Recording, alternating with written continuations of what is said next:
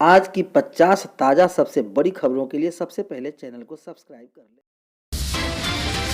इस वक्त राज्य के 80,000 प्रारंभिक स्कूलों के लिए सबसे बड़ी खबर आ रही है, जहां शिक्षक के साथ बच्चों के लिए खुशखबरी। चिल्ड्रेन किट एवं स्कूल किट उपलब्ध कराए जाने संबंधी प्रमाण पत्र बिहार शिक्षा परियोजना परिषद के राज्य परियोजना निर्देशक संकवा चुबा आओ ने जिला शिक्षा पदाधिकारी एवं जिला कार्यक्रम पदाधिकारी प्रारंभिक शिक्षा एवं समग्र शिक्षा अभियान से मांगा है। इसके लिए 26 नवम्बर तक के समय दिया गया है।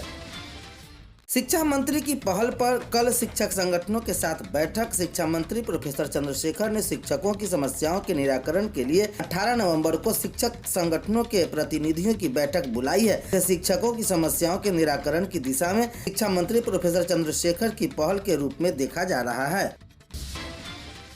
69,243 सरकारी स्कूलों के लाखों बच्चों की राज्य के 69,243 सरकारी स्कूलों में पहली से 5वीं कक्षा के लाखों बच्चों को किट मिलेगी। पहली से तीसरी कक्षा के बच्चों के लिए चिल्ड्रन किट की आपूर्ति हो चुकी है। इसके साथ ही पहली से 5वीं कक्षा के बच्चों के स्कूल किट उपलब्ध कराई जा रही है।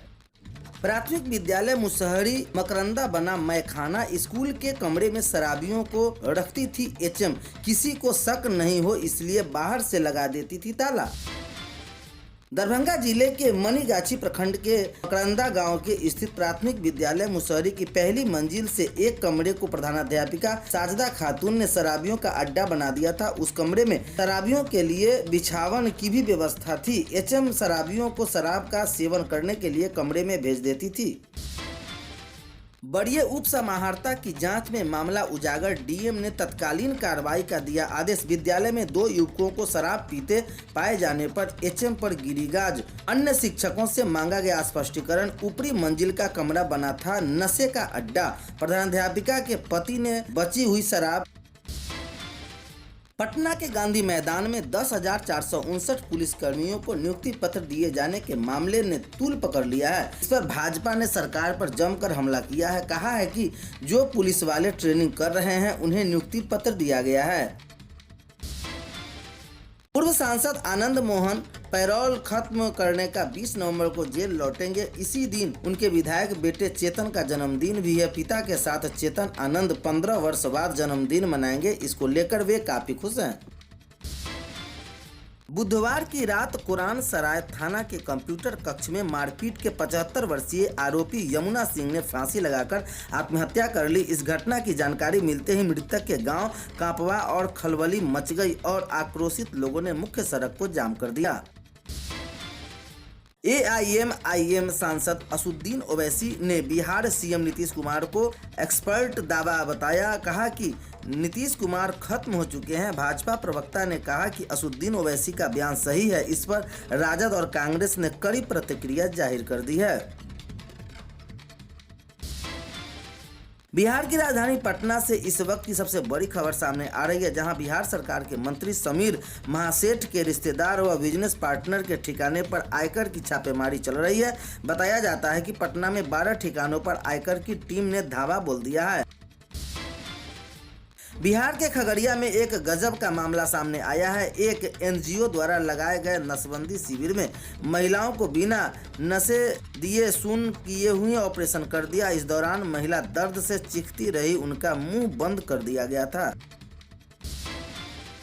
जन अधिकार पार्टी के अध्यक्ष और पूर्व सांसद पप्पू यादव ने कहा कि राहुल गांधी जब बिहार में भारत जोड़ो यात्रा को निकले तो उनके पार्टी पूरा सपोर्ट करेगी। इसके साथ ही उन्होंने गिरिराज सिंह पर सियासी वार कर दिया।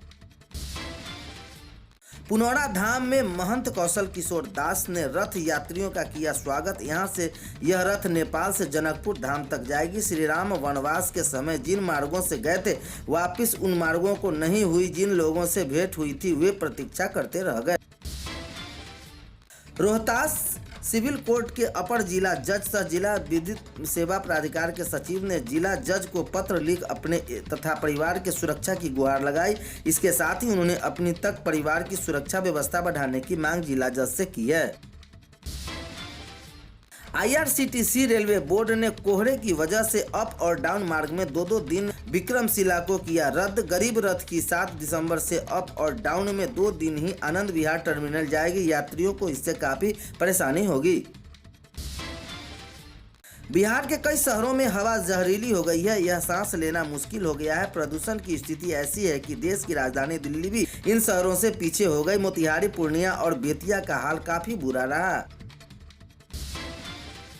Kurhani assembly by election. Bihar की कुढ़नी विधानसभा चुनाव के उपचुनाव के लिए नामांकन करने का आज अंतिम दिन है।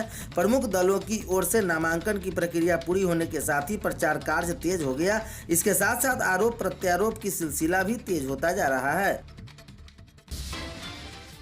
BPSC result 2022। बिहार लोक सेवा आयोग की 67वीं प्रारंभिक प्रतियोगिता परीक्षा के अभ्यर्थियों का इंतजार आज समाप्त होने वाला है।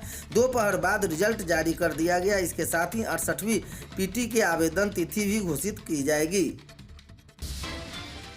बिहार के मुजफ्फरपुर में एक डॉक्टर की लापरवाही से अपनी दोनों किडनी गंवाने वाली महिला ने उसी डॉक्टर के किडनी की मांग की है। इस बीच 80 साल के एक बुजुर्ग ने उसे अपनी किडनी देने की पेशकश भी कर दी।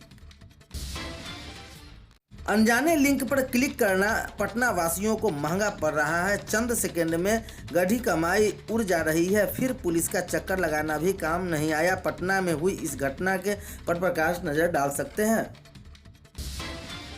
सीएम ने कहा कि चतुर्थ कृषि रोड मैप के लिए बेहतर कार्य योजना तैयार करें। जो लक्ष्य तक जाएगी उसे मुताबिक सही विश्लेषण और आकलन जरूरी है। भूमि संबंधी सर्वे और सेटलमेंट का काम तेजी से पूरा करने का आदेश।